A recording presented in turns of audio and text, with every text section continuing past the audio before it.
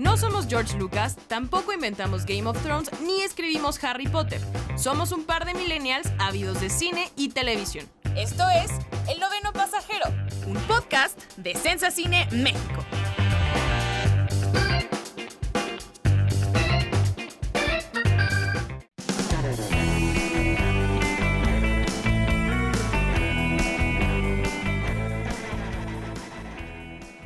Hola amigos de Sensa Cine México, yo soy Tamara Cuevas y bienvenidos a un nuevo episodio de El Noveno Pasajero. Me acompaña como siempre el buen Mikey. ¿Cómo estás, Miguel Ángelo?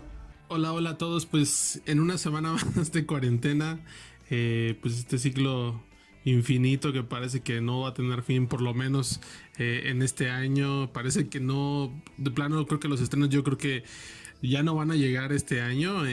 Pues estamos más o menos a un mes de la nueva fecha que se había puesto para Tenet. Y la Pobre verdad es que, del niño Nolan. Sí, no, la Le va verdad a dar es un que ataque. se ve complicado que Tenet pueda estrenar ahora en agosto. Ya se hablaba de julio y la verdad es que el panorama no se ve muy alentador. Incluso también ya están pensando en septiembre, pero sabes, yo ya digo, pues ya no la estrenen, o sea, porque estaba leyendo justo que necesita algo así como $800 millones entre todos los cines del mundo. Esa es como su meta para que recupere inversión, y ahorita esos 800 millones se ven muy complicados, ¿no? Entonces pues yo creo que la van a seguir moviendo y no creo que ni siquiera estén este año, ¿no? Yo creo que Nolan está detrás de la vacuna. No sé si ayer viste que hay noticias de que han probado una vacuna y que eso está como pues prometedora eso, y siento que Nolan está así súper pusheando ahí atrás porque está súper obsesionado con sacar su película y de verdad ya tiene que dejarlo ir. O sea, no, siento que es el niño ñoño que a fuerza quiere que revisen la tarea. O sea, no va a pasar, Nolan. Y que justo ayer estaba viendo una fotografía de la esposa de Aaron Taylor Johnson, que vio Tenet en una pantalla IMAX privada. O sea, así como que le pusieron la película a ella sola. Y estuvo increíble. O sea, dije, wow, o sea, eres una persona realmente afortunada de haber visto Tenet. Y creo que por ahí Cristina, ¿no? Acá en Sensa logró ver Mulan antes de que se cancelara. Ella sí la logró ver. O sea, es esas personas afortunadas que lograron ver esas películas que ahora no tienen un estreno claro, ¿no? Pero bueno, vamos a arrancarnos porque tenemos mucho de qué hablar en este programa de El Noveno Pasajero.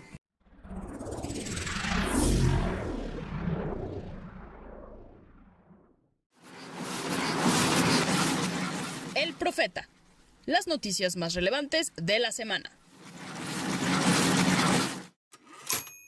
Tom Holland ha confirmado que el rodaje de la adaptación cinematográfica del videojuego Uncharted ha comenzado. Jamie Foxx se encuentra trabajando en una película biográfica del polémico boxeador Mike Tyson. Disney Plus ha confirmado que tendremos una nueva serie animada de Star Wars titulada The Bad Batch, la cual estará ubicada después de lo acontecido en The Clone Wars. Joker se ha convertido en la película más vista de HBO Max. Se espera que este servicio esté disponible a principios del 2021 en México.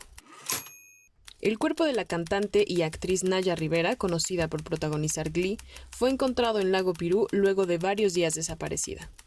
Descanse en paz.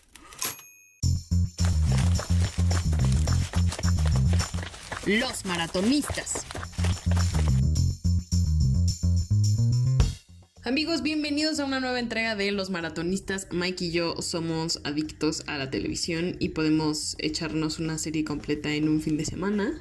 Sin embargo, esta nueva entrega de Los Maratonistas nos tenía muy emocionados porque es sobre un tema, tambores, por favor, haz tambores, Mike, que nos gusta mucho a los dos y que nos obsesiona un poquito, que son las series o las series documental del true crime y de los asesinos seriales y de misterios sin resolver y de toda esta onda como que ha bautizado David Fincher en estos últimos años como lo más exitoso de la televisión.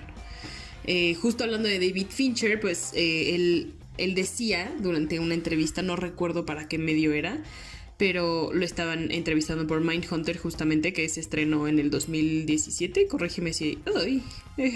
El gallo. Corrígeme. 2017, sí, 2017.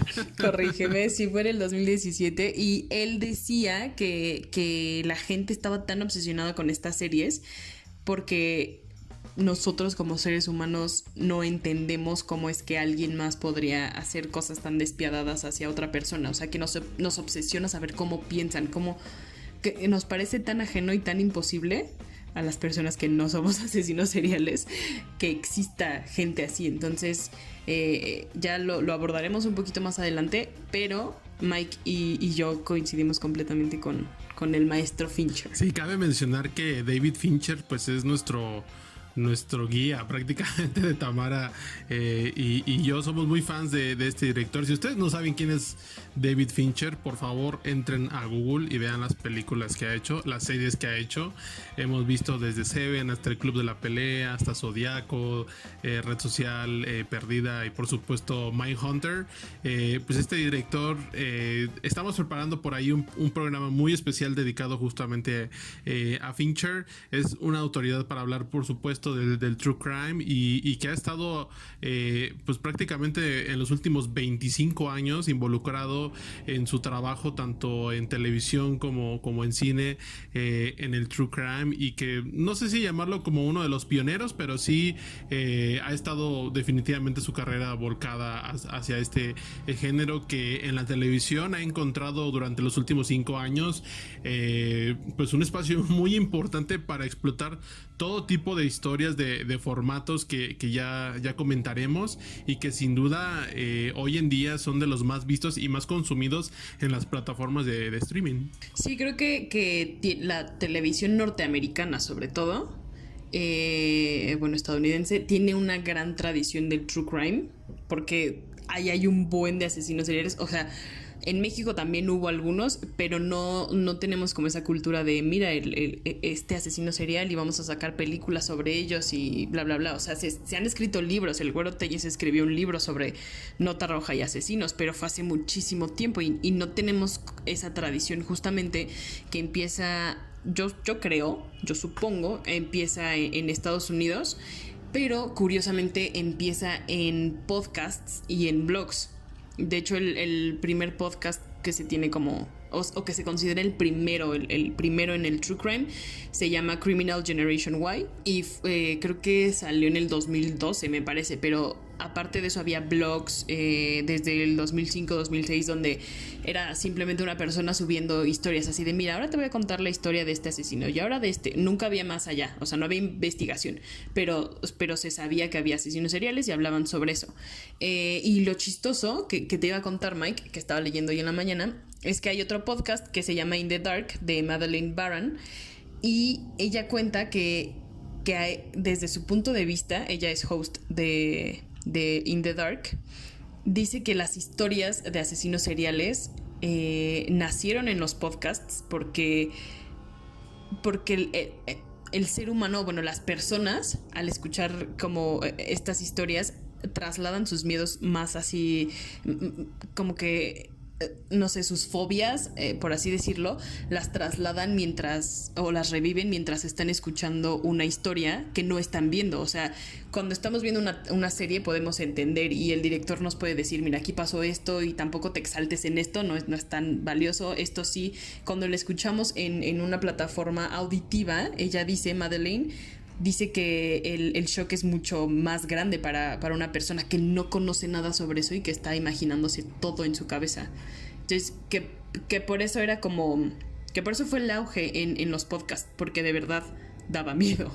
Sí, y sobre todo también en los blogs, ¿no? Porque pareciera que estaban escribiendo una novela de terror o de asesinos seriales, pero la forma incluso de escribir de la narrativa pues era era una historia, pero lo escalofriante era que era la realidad, ¿no? O sea, le estabas dando color a un hecho que en este caso podía ser un crimen, un asesinato, pero lo justo el color o el tono que tú mencionas, pues definitivamente es escalofriante. Y justo creo que lo más escalofriante, que es algo que hace Mindhunter, la serie de David Fincher, es David Fincher nunca te muestra el asesinato como tal. Solo que hace, eso es lo escalofriante, lo aterrador. El asesino va relatando cómo preparaba a sus víctimas y cómo hacía esto y lo otro.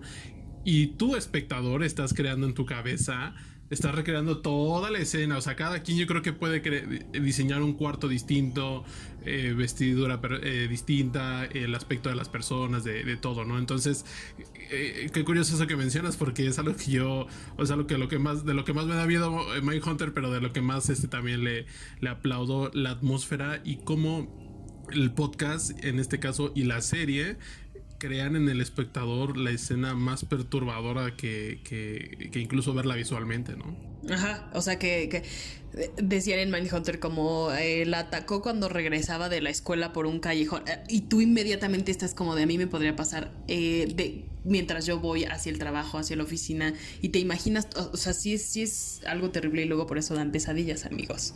Sí. En el capítulo final yo tuve pesadillas. Sí, sobre todo. Pero bueno, ¿de dónde viene también el true crime o cómo ha evolucionado en la parte televisiva? Es algo muy interesante. Ya hemos hablado de algunas series que se consideran como pioneras o el umbral de todo esto, ¿no? Principalmente, por ejemplo, The Wire, que es una serie estrenada en HBO 2000 era. Para muchos es la biblia de todo este género policíaco, en ficción, por supuesto. En esa serie tuvimos gente que ahorita es muy famosa, por ejemplo, Idris Elba se me viene a la mente de inmediato. Es una serie que es parteaguas también en un formato televisivo, que después abordaron series como La Ley y el Orden, CSI Miami y toda esta ola de series de escuadrones que bueno, también ya hemos mencionado un poquito por acá y nos hemos declarado fans. Pero sin duda me parece que estábamos todavía como en un formato ficción que de repente tomaba casos reales, pero era como todo ficcionado y vamos a darle clímax y vamos a darle drama y vamos a darle ritmo y demás, ¿no?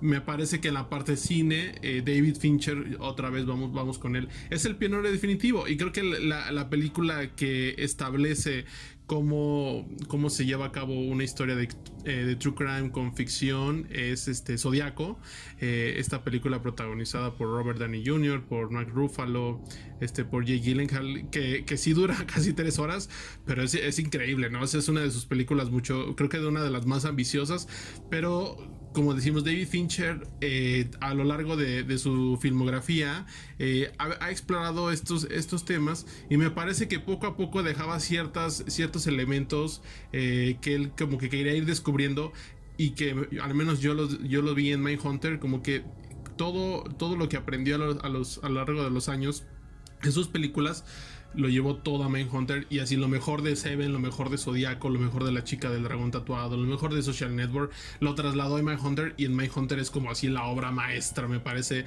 donde ha podido explayarse sin límite alguno. Bueno, sí hay un límite porque ahorita no hay una tercera temporada en producción, pero al menos en Mindhunter yo encuentro como todos estos elementos que ya también incluso me parece algunas series de true crime, de documentales han rescatado, ¿no? Como el ritmo de contar las historias, y que sin duda en la actualidad pues hay una paleta muy impresionante, que bueno, todo empezó más o menos por allá del 2014 con una serie llamada The Jinx, que justamente estrenó HBO, porque justo cuando Netflix también estrenó por ahí Making a Murder, que es como su primera gran serie de true crime, decían, no, pues es que es la pionera, y no.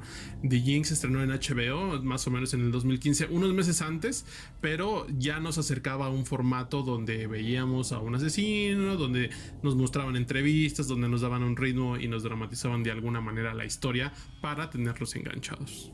Sí, ahorita que ya sé que esto ya no tiene nada que ver, pero ahorita que dijiste Zodíaco, que duraba casi 3 horas, Yo me acuerdo que la vi en el 7, o sea, yo no alcancé a verla en el cine porque era 2007 y yo mis papás no me iban a llevar a ver Zodíaco. Entonces sí me acuerdo que me eché como unas 4 horas de Zodíaco, pero fue como de, no, sí está bien padre. Aparte en español, imagínate, o sea, pero ya después la encontré en Netflix o no me acuerdo en dónde y ya. La vi como se debe de ver. Pero ok, hablemos ahora de... Estabas hablando de Making a Murderer. Y o sea, yo tengo que ser honesta. Yo entré más al True Crime por Making a Murderer y por el libro del Güero Tellez que leí en la universidad.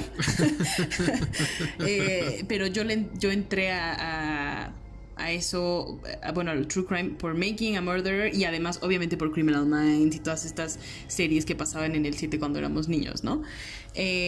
Making a Murderer creo que fue... Ay, me pegué. No sé si escucharon, amigos, pero me pegué en el codo. Horrible. Pero a Making a Murderer era como... Según yo, era el trabajo de universidad de estas dos chicas directoras. Y después fue como un boom y Netflix dijo, no, préstamelo para la plataforma. Y fue un súper... fue un éxito. Y de repente de ahí empezamos a ver cómo Netflix se abrió hacia, o bueno, utilizó la misma fórmula de Making a Murderer. Vemos series o docuseries como En la mente criminal, The Keepers, que era sobre una monja que había sido asesinada, la desaparición de Madeleine Kane, de una niñita que se pierde en las vacaciones, así que la sacan de su recámara y nadie sabe por qué, todavía no saben por qué. En la mente de Aaron Hernández, que estuviste ahí a las 2 de la mañana viendo el estreno de La mente de Aaron Hernández. Sí, la verdad es que ahora hay que rescatar algo interesante. Vemos, por ejemplo, Making a Murder y era una serie de 10 episodios, prácticamente de 1 hora, que incluso por ahí tiene una segunda parte. Incluso, no sé si se ha hablado por ahí de una tercera entrega, pero también han cambiado los formatos. Por ejemplo, The Jinx también era una serie larga de 10 episodios, Making a Murder de 10 episodios, pero más o menos de 3 años para acá Netflix ha apostado por estas series documentales muy cortas. Ya mencionaste por ahí En la mente de Aaron Hernández, y también por ejemplo la de Justicia para el pequeño Gabriel tiene más o menos 6 episodios, y yo creo que una serie que también fue muy vista es Don't Fuck with Cats, no te metas con los gatos, ¿no? En esta parte donde son más o menos 4 episodios, y en 4 episodios Aaron Hernández tiene creo que 3 episodios nada más, y con esos bastan, o sea, son como fáciles de consumir, tienen un formato muy dinámico, tienen un cliffhanger muy marcado en cada episodio. O sea, es que es aquí lo extraño y como la sed del espectador, o esta fórmula de, ok, tú puedes googlear, por ejemplo, de Don't Fuck with Cats, el nombre del asesino, que en este caso era Luca Magnotta, y puedes conocer hasta su estatus actual y dónde está y sus fotos actuales, ¿no? Pero me parece que esta es la magia, o lo que estas series hacen muy bien es: ok, tú lo puedes buscar, pero yo te voy a mostrar así con testigos, con voces exclusivas, con documentos increíbles, o hasta con una edición bastante increíble, con un muy buen ritmo, para tenerte pegado a la pantalla. O sea, tú lo puedes buscar, pero nadie te lo va a mostrar como yo te lo estoy haciendo. O sea, tan resumido, tan condensado, tan dramatizado, con animaciones, ¿sabes? Con grabaciones de la policía, si tú me quieres decir, ¿no? Entonces, creo que a raíz de Making a Murder se ha fortalecido el género y se ha encontrado en ello o sea, vaya, ya no todo es Charles Manson y Ted Bundy, que eran como los que se hablaban muchísimo, sino ya encontramos a este tipo de personajes que ni nadie conocía y que definitivamente conoces la historia y no, bueno, no nos dejan aterrados y realmente con pesadillas. Sí, Don't Fuck with Cats creo que fue más...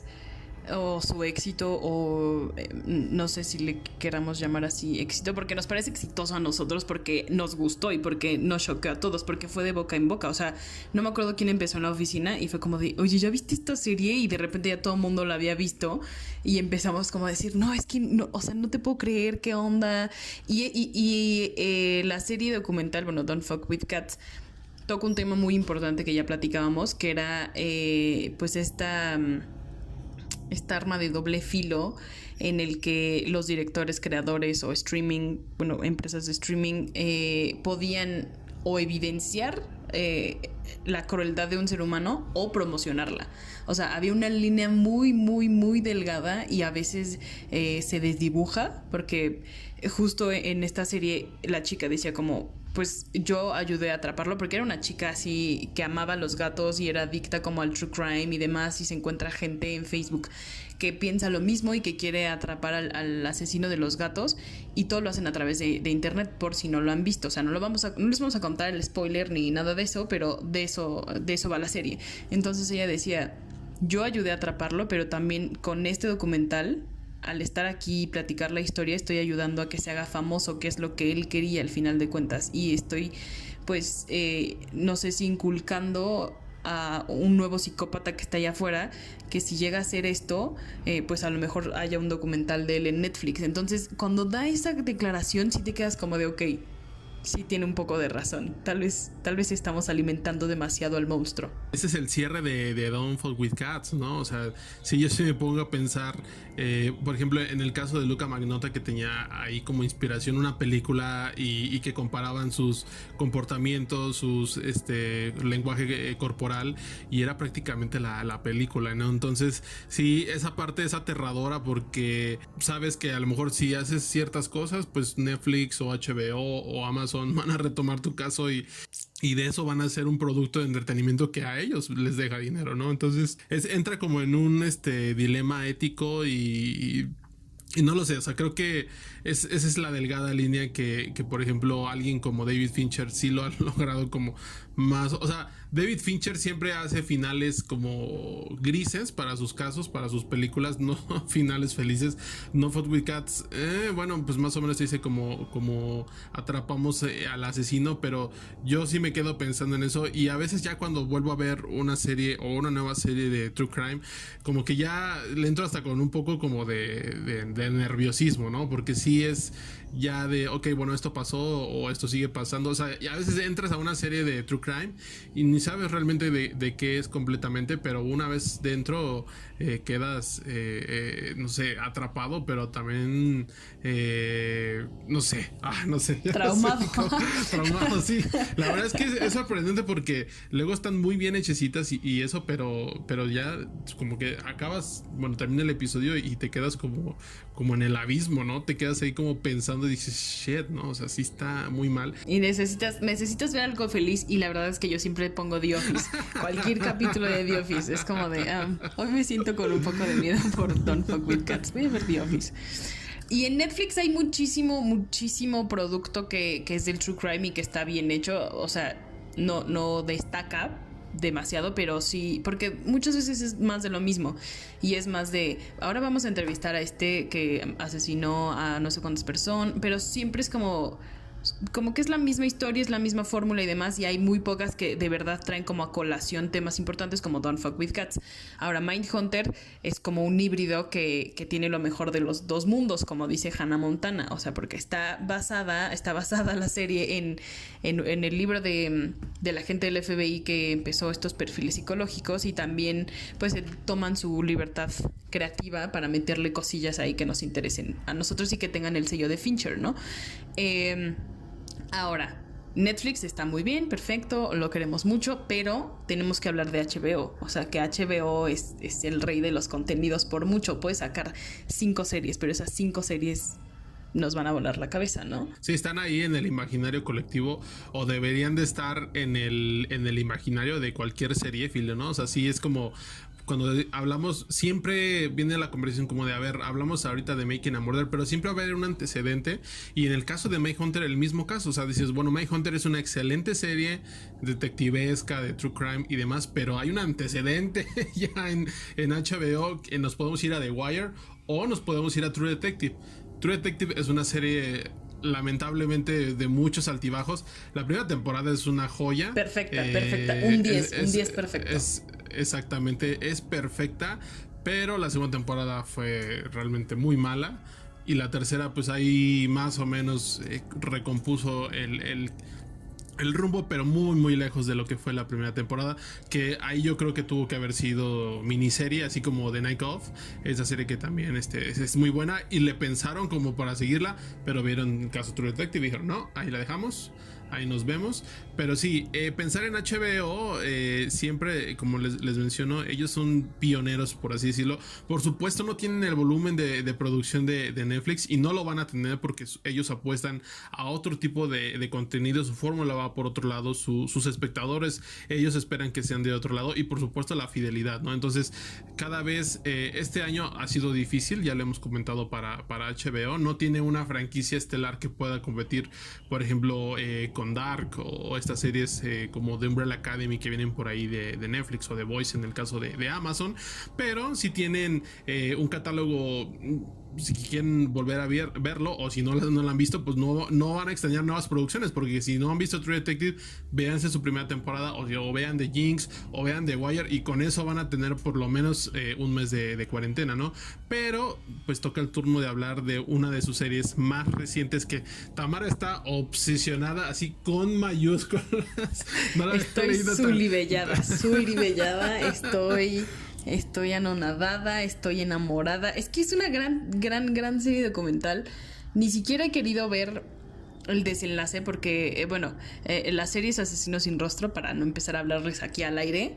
Es el asesino sin rostro y habla sobre el asesino del norte de California y sur de California. Tiene siglas en inglés, pero creo que era The Original Night Stalker, y el otro era...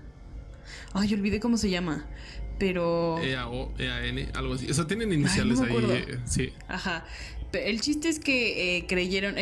esto sucedió a finales de la década de los 70 y se extendió hasta los 80, 90.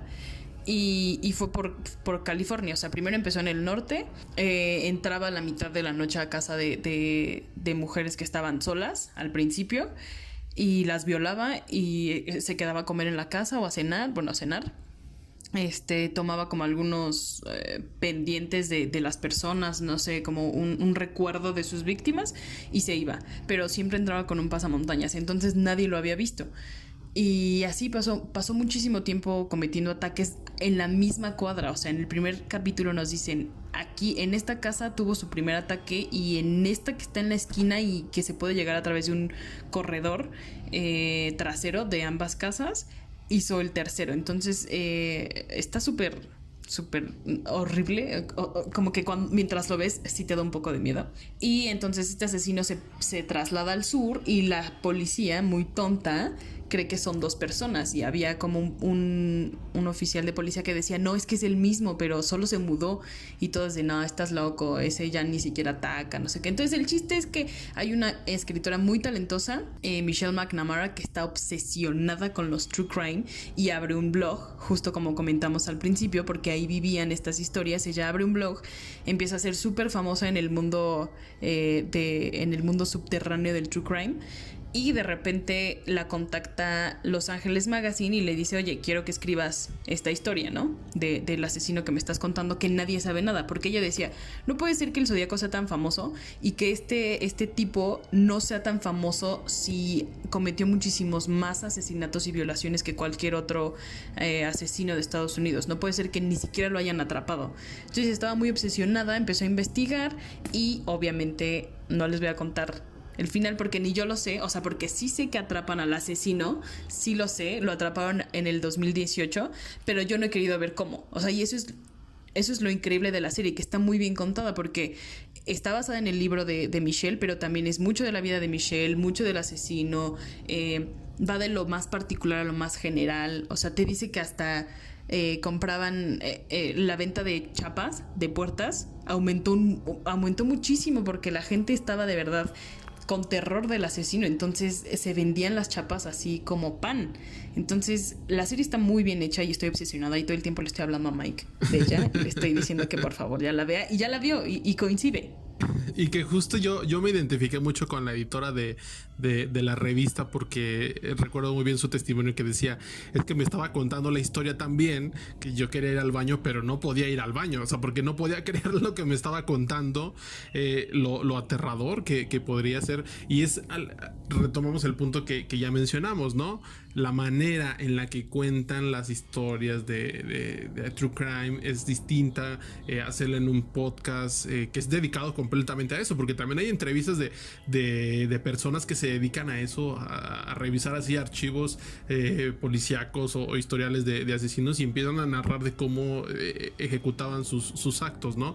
Y la parte también de los blogs, me acuerdo mucho cuando sale la parte de los analytics, era un blog muy sencillo y de repente tenía así como 100 visitas y de repente ya tenía 20,000 y dices, órale, sí. No, pues sí, o sea, definitivamente. Pero ¿sabes qué? Me pareció un poco, no sé si llamarlo aterrador o curioso, o ya no sé ni qué palabra utilizar, pero al igual que Don't Fuck With Cats, esta serie evidencia que hay un sector en Estados Unidos de personas civiles, llámese abogados, trabajadores sociales, bibliotecarios, lo que tú me digas, escritores, que están obsesionados o tienen como una misión de encontrar o darle respuesta a crímenes sin resolver o a misterios sin resolver, como la serie, ¿no? Entonces recuerdo mucho que en el caso de Don't Fuck With Cats todo fue a través de Facebook, que había un grupo donde cada quien usaba su seudónimo y una cuenta falsa, porque es muy fácil crear una cuenta falsa, y en el caso de El Asesino Sin Rostro pues era un blog, y el blog tenía una barbaridad de comentarios y de entradas y de pruebas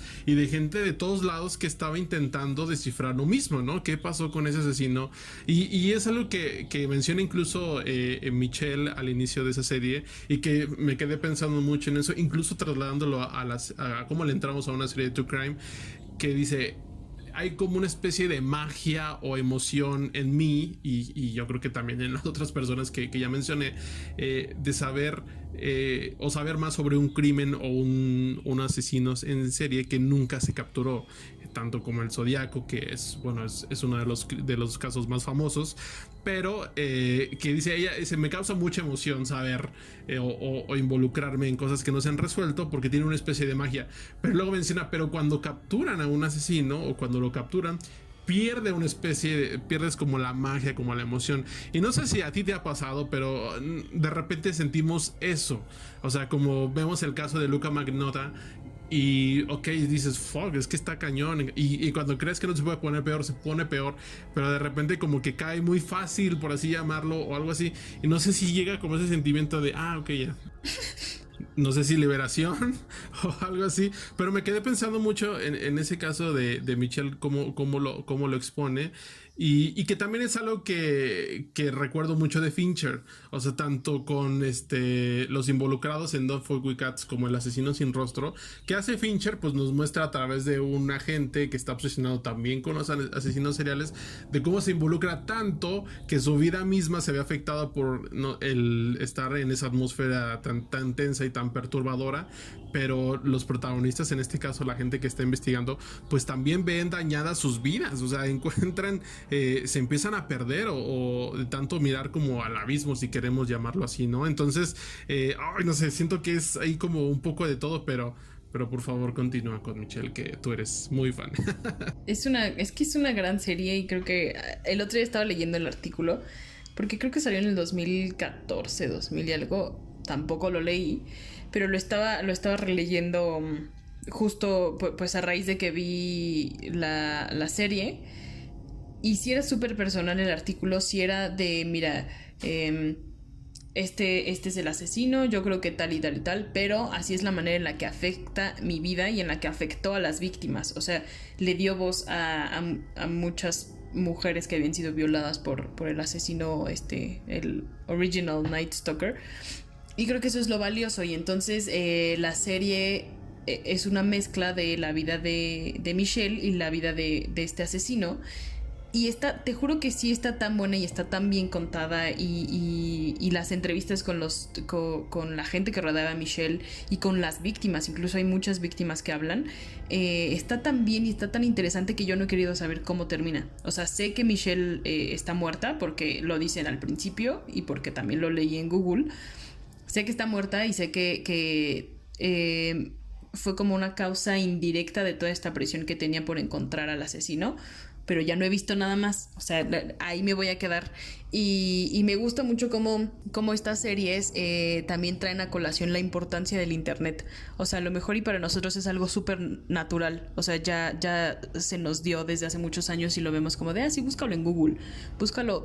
Pero estas personas obsesionadas de verdad con un caso le sacan un buen de jugo al internet, y a través de internet encuentran asesinos seriales, o sea, y creo que eso sí es algo muy impactante para mí. Todavía como que digo, no, es que no creo que a través de internet yo pueda agarrar al que mató a un gato, o sea, pero en estas series te dicen, sí, mira, y aquí hay una aspiradora, y entonces me puse en contacto con todos los proveedores de aspiradoras y no sé, creo que eso me vuela un poco la cabeza. Y que incluso también analizan hasta la luz, las cobijas, así como de, bueno, esta aspiradora parece un modelo de esto, entonces debe ser de uso para esto, o estas marcas lo manejan, o sea, una investigación realmente a fondo que a mí me sorprende. Pero sabes, también ahorita que estabas mencionando como a los testigos y a la gente, o a los amigos, o a este escuadrón como de agentes cibernéticos que investigan los crímenes, es la precisión en las palabras que luego utilizan, ¿no? O sea, por ejemplo, recuerdo en esta del asesino, entrevistan a un amigo de Michelle que conoció en un foro, y le dices que yo era súper fan de ella porque tenía las palabras precisas para contar las historias. O sea, como que decimos, bueno, tiene las palabras precisas en la parte blog, en la parte podcast, pero la serie también lo hace muy bien. O sea, tanto en Don't Fuck o la que tú me digas, los entrevistados lo hacen muy bien. O sea, encuentran como las palabras súper precisas para cada momento del caso. Llámese el inicio, el intermedio o el final. Y eso es algo que también, te digo, la manera en la que nos lo presentan. O sea, por ejemplo, Don't Fuck With Cats tiene un ritmo impresionante y quieres saber más, pero al mismo tiempo estás como aterrado y incrédulo de... O sea, por ejemplo, son los gatos, ¿no? O sea, son gatos bebés, ¿no? O sea, es realmente aterrador lo que sucede y lo que te muestran, que bueno, ahí es como decisión de cada quien, pero, o sea, yo, la gente que le recomendé esa serie, todos la terminaron y todos me dijeron, está aterradora, pero está muy buena, ¿no? Entonces, sí es como, o le entras y la acabas prácticamente, ¿no? O sea, si no te suelta, y yo creo que esa es como, si queremos verlo por alguna manera, la magia detrás de estas series. Sí, o sea, justo es una magia, pero también dices, chale, a costa de que asesinen a un gatito bebé. O sea, ¿sabes? Sí hay magia, pero es a costa de una crueldad terrible. Y me siento un poco mal, pero me gustan mucho estas series. Pero también, ¿sabes? Es interesante también que esta es una tendencia. Bueno, nosotros lo vemos como una tendencia. No solo en Netflix, también en Amazon y en HBO. Que, por ejemplo, Netflix ya revivió por ahí Misterios sin resolver. Que ha habido un poquito de polémica porque yo, por ejemplo, ubicaba mucho esa serie antes, la original, porque era más como una tipo onda de ovnis y cosas así de aliens. O sea, si queremos verlo como el tercer milenio, pero en formato chido, pero con dinero. Y ahorita hubo mucha polémica, exactamente, con presupuesto y con un presentador súper chido. Y ahorita había como polémica porque decías que de los nuevos capítulos, pues solo uno es de ovnis, ¿no? Entonces, pues, ¿qué pasó? Ay, oye, pero cállate el episodio de la familia francesa. O sea, no sé si llegaste tú a ese, pero es el tercero. Y no, hombre, no, yo lo estaba viendo y dije, es que no te creo. Y te platicaba antes de empezar a grabar que me dejaba súper inquieta esa serie. O sea, porque no se resuelven, uno, y dos, porque no entiendes cómo personas que se ven tan normales y que tienen una familia y que te dicen, mira, era una familia perfecta y este papá amaba a sus hijos y de repente los mató. O sea, es como, no puede pasar. Y después es como, y además no sabemos dónde está el asesino. ¿Qué? ¿Cómo que no sabes dónde está el papá asesino? No. Entonces me dejaban muy inquieta, pero creo que está buena y está palomera y está para pasarse un fin de semana que no tienes nada que hacer y no tienes nada que ver.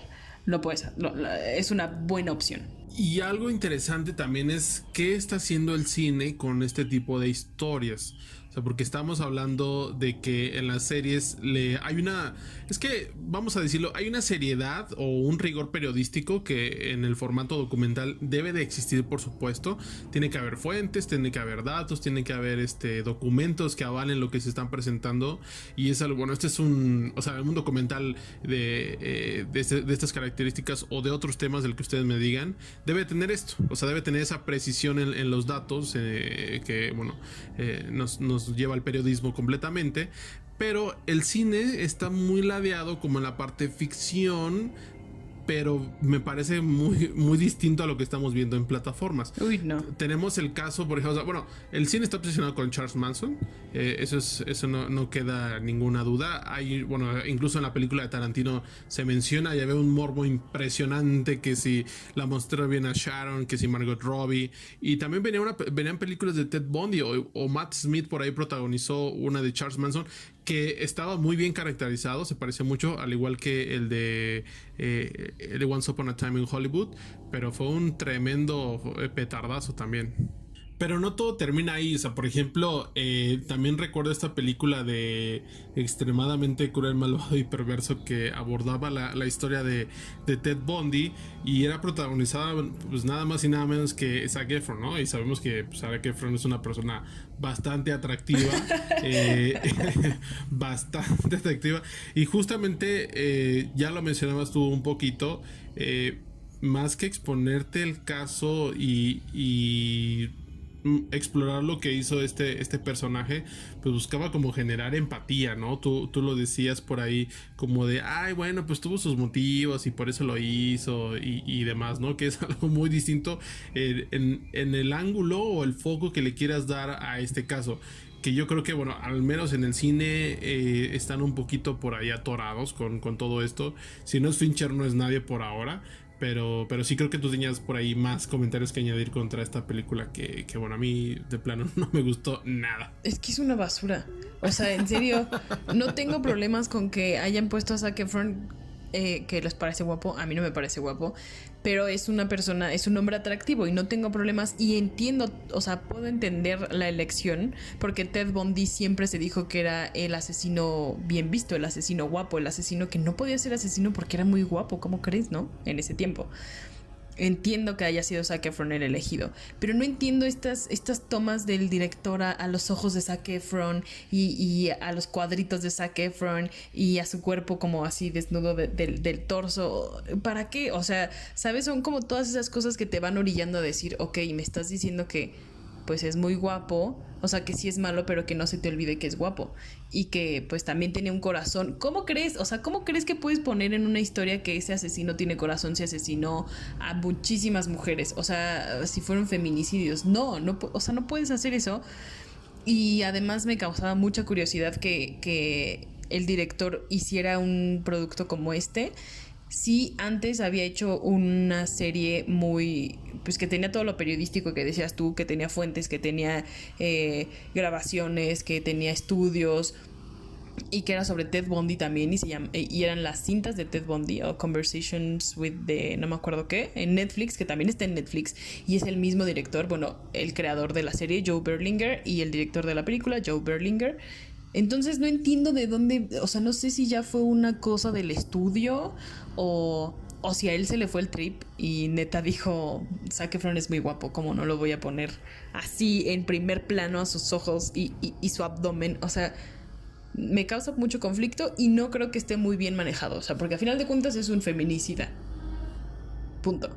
Y sabes, también me recuerda mucho a esos casos que luego hay rumores en la industria que dicen, bueno, pues si contratas a Tom Hanks o a James Dean, tiene que haber 20 tomas de su cara en close-up, que se vean los ojos así y que se vean los cuadros o que se vean sus brazos.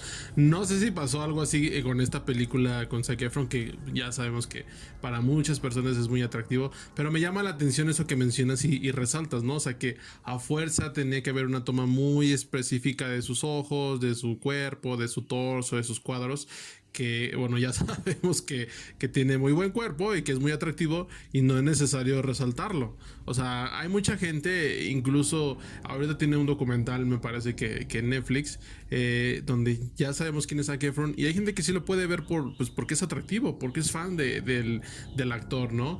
Pero me llama la atención, y bueno, solo ahí como paréntesis, que no habrá pasado algo así después de tener un producto pues mucho más serio, mucho más sólido en el caso de las cintas, a llegar a una película que pues es el opuesto completamente, y que yo creo que en esa parte del estudio tuvo muchísimo que ver, como ya lo hemos visto en otros casos, no precisamente de True Crime, pero los estudios malean las películas muy fuerte y hay decisiones creativas que pues que los responsables son los estudios y el director se tiene que acatar a lo que le digan, porque si no lo corren o le quitan su crédito o yo qué sé, ¿no? Sí, pero ojo, mucho ojo, amigos. O sea, está bien ver de todo tipo de cine y lo hemos visto, pero no hay que alabar ese tipo de cine o decir, wow, está buenísima, se lo voy a recomendar a 10 personas, porque no, o sea, no, mejor vean estas series que sí están bien hechas, que les van a dar un panorama amplio y que se nos estaba olvidando de HBO mencionar Atlanta's Missing and Murdered, que también lo retoma David Fincher en Mindhunter, que es el asesino de Atlanta, pero hay muchísimos documentales sobre este asesino porque también fue como una pieza enigmática en la historia de Estados Unidos. Pero este documental, esta serie documental se centra más bien en el intento de volver a abrir el caso, porque cuando atraparon a este asesino lo culparon como de 1 o 2 muertes y habían sido un par.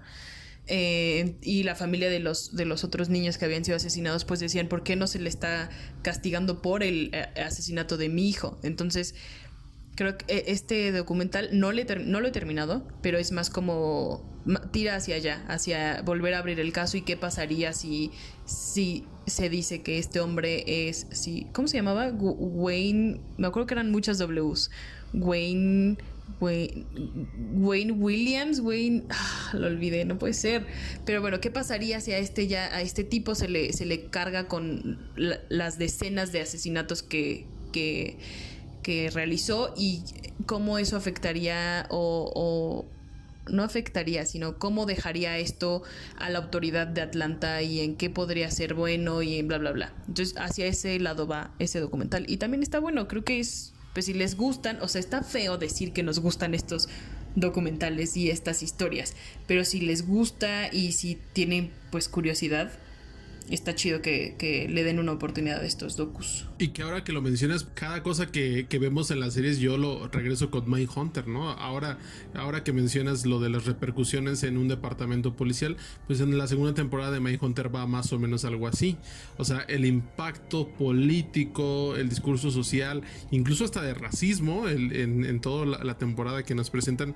Hay mucho de eso, de evidenciar corrupción, de evidenciar racismo en estaciones de policías, pues es también la decisión de si le damos la atención o no requerida a un caso en Estados Unidos, que sabemos que tanto el racismo como el clasismo son temas muy actuales, tanto en México como en Estados Unidos y en distintas partes del mundo. Y Mindhunter también, o sea, aparte de presentarnos el perfil psicológico, la investigación del FBI, las perturbadoras tomas de los asesinos, también tiene este tipo de discurso y muy bien elaborado. Entonces yo te digo, todos los caminos llevan a Mindhunter. Y hablando un poquito incluso del plus de Mindhunter, pues también se atreve a mostrarnos como la parte del asesino, estas conversaciones, y que yo lo recuerdo un poquito con Aaron Hernández. O sea, esa serie que te daba el plus, bueno, yo sabía que era un jugador de los Patriotas, que había jugado un Super Bowl contra los Gigantes, que era un buen prospecto, era buen jugador, yo lo vi jugar de hecho, y de repente pues pasó lo que le pasó, ¿no? Pero lo que hacía muy bien la serie, o lo que tenía como el plus que decimos, es, bueno, primero el ritmo, los datos y demás, las recreaciones, pero tenía la voz de Aaron Hernández, ¿no? O sea, tenía grabaciones de cuando estaba en la cárcel, que a lo mejor las puedes encontrar en YouTube, pero es a lo que ya volvemos. Está mejor presentada, está entretenida entre comillas, si queremos meterlo así. O sea, es una fórmula que te engancha y que si te, o sea, mientras está hablando o ponen la voz en off de Aaron Hernández, estás viendo una cosa importante en la pantalla que defina, que te dé una característica más de la persona, o que tú intentes entender por qué sucedió eso. Eso es algo que yo creo que están haciendo muy bien todas estas series, al mismo tiempo que encuentran a lo mejor víctimas, testigos o voces de Michelle también, ¿no? En el caso del asesino sin rostro, pues la narradora es ella, pero curiosamente es una narradora que ya no tiene vida actualmente, ¿no? Entonces te digo, es la creatividad, y los showrunners ahí están realmente bien. Sí, nunca va a ser lo mismo ver el documental con la voz de Aaron Hernández o de Michelle a ver la recreación que hace Ryan Murphy. A lo mejor es muy buena. O sea, Ryan Murphy ha demostrado con American Crime Story que sabe contar una historia cuando se lo propone, porque de repente ya le da hueva. Y es algo que también decía Bernardo de, mira, todo lo que haga Ryan Murphy durante las primeras temporadas va a estar increíble. Luego lo va a dejar porque le aburrió y va a ser horrible. Y sí pasa eso con Ryan Murphy, pero en American Crime Story, en específico la que fue de O.J. Simpson, era una gran serie. Gran serie. No se va a comparar a ver el documental que pues tiene fuentes y que no son actores, pues, que son las personas involucradas en el caso. Nunca va a ser igual. Y creo que por eso le gana un poquito la serie documental a estas recreaciones. Pero igual, pues no se limiten a ninguna de las dos, ¿no? Entonces, pues vean las dos. Pueden coexistir. Exacto. Y pues ya. Podríamos terminar este maratonistas como dentro de 4 horas porque nos gustan demasiado estas cosas. Pero pues ahí en Sensacine hemos hecho varias cosas. Yo subí un párrafo a la secuencia sobre Mindhunter, la serie y el libro, que si pueden leer el libro, léanlo porque es un gran libro. Y ya decía yo en el video que Fincher le dio como la cronología, pero el libro es como un manual, literalmente es un manual de cómo encontrar un asesino serial for dummies, porque él te explica, estos son los puntos y estos son los pasos que sigue tal y que va a ser un tipo asesino serial como este. Y si les gusta, si de verdad les gusta esto y les causa mucha curiosidad, no pueden dejar de leer ese libro. Y déjenme decirles que ese es un gran tesoro de Tamara, ¿eh? O sea, yo cuando la conocí y vi que tenía el libro dije, wow. O sea, le quería pedir el libro prestado para verlo nada más y casi me decían, no, chavo, o sea, lávate las manos, agárralo con guantes, por favor. Pero sí está muy bueno y te juro que de repente yo tenía que dejarlo. O sea, porque era muy explícito. David Fincher no es explícito. Perdón, explícito, me emociono y empiezo a hablar así como... David Fincher no es explícito, ni siquiera nos muestra cuando matan. Y en el libro sí te dice así tal cual, esto le hizo primero y esto le hizo después y después siguió así. Y te juro que yo estaba en la cena de Navidad, ya sabes, la sobremesa de los abuelos, y dije, qué hueva, y me fui a acostar al sillón y a leer. No, o sea, dije, no, creo que no puedo leer esto. Sí, dije, no puedo leer esto en Navidad. Permiso. Entonces me regresé a cenar y a la sobremesa. Porque sí te deja un poquito conmovido y dolido y aterrado, pero en serio, léanlo. Se lo voy a prestar a Mike en cuanto lo vuelva a ver físicamente.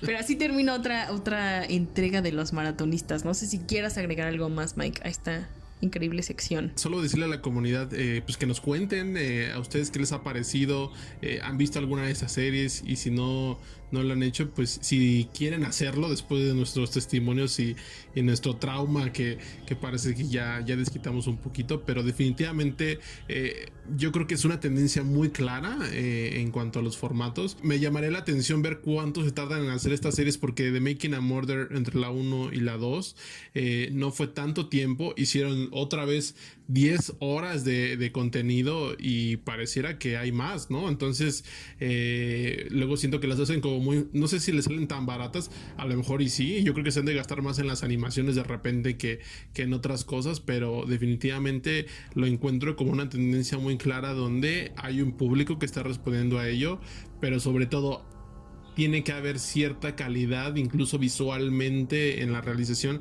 para que la gente las compre, ¿no? O sea, porque si no es lo mismo ver el Ted Bundy de Zac Efron al ver al Mindhunter o al ver al Dog Fott o a ver el Asesino sin Rostro o al de Atlanta, ¿no? Entonces ya vimos el caso de True Detective, que era una serie muy buena, empezó muy bien, después se cayó porque pues, no hubo calidad. Y si caemos en este tipo de producciones baratas donde digo, bueno, te voy a estrenar una muy buena, pero te va a entrar dos malas, creo que ahí se puede desgastar. No sé si llamarlo a desgastar, pero definitivamente hay un pues hay un estándar de incluso de calidad o de la manera en que nos la cuentan para que nosotros las consumamos. En efecto, así como lo dijo el buen Miguel Ángelo. Esperamos que les haya gustado esta entrega de los maratonistas. Vean las series y nos vemos muy pronto en esta sección. Y ahora vamos a... ¿Quieres inaugurar la siguiente sección, Mike? Por favor, Tamara, haznos el gran honor. Tambores, yo te puedo con los tambores. Bueno, ahora vamos con nuestra nueva sección, el estreno de la semana.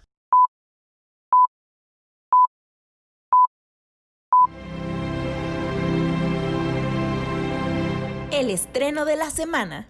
Y obviamente, como su título lo dice, el estreno de la semana va a ser una sección muy cortita, muy amena, en la que Mike y yo vamos a escoger... perdón amigos. El gallo ahí se me atora como Lolita Ayala. En la que Mike y yo vamos a escoger un estreno a la semana, o pues sí, lo intentaremos hacer cada semana si es que hay un estreno que valga la pena pues anunciar y que ustedes vean junto con nosotros para platicar después en redes sociales. Esta primera entrega del estreno de la semana tenemos invitada especial, que es Maite Perroni. Obviamente no me están viendo, pero traigo un uniforme de el Elite Way School. No, no es cierto. Y soy rebelde. Ya sé que ella dice como de no, a mí no me molesta que me hablen de RBD, pero siento que si hablara conmigo, o sea, sí la he entrevistado, pero si de verdad hablara conmigo, me pondría yo a cantar estas canciones y diría, ya niña, ya pasó, ya terminó, pero no sé cómo explicarle que Lupita también era una de mis favoritas. Ok, Maite nos va a recomendar Oscuro Deseo, que es el próximo estreno, más bien, el estreno de Netflix de esta semana, perdón. Estoy trabando mucho, Mike. ¿Qué pasa?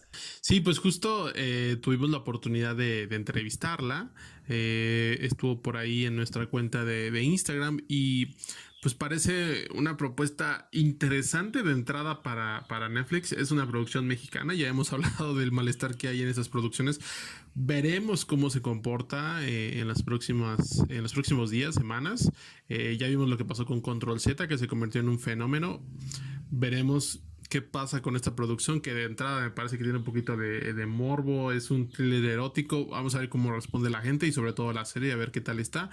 Pero, pues bueno, queremos... ¿De qué trata? Pues ella misma nos lo cuenta. ¿Cómo describirías tú esta serie y hacia qué tipo de público va? Pues yo creo que es una serie que es para mayores de edad, definitivamente.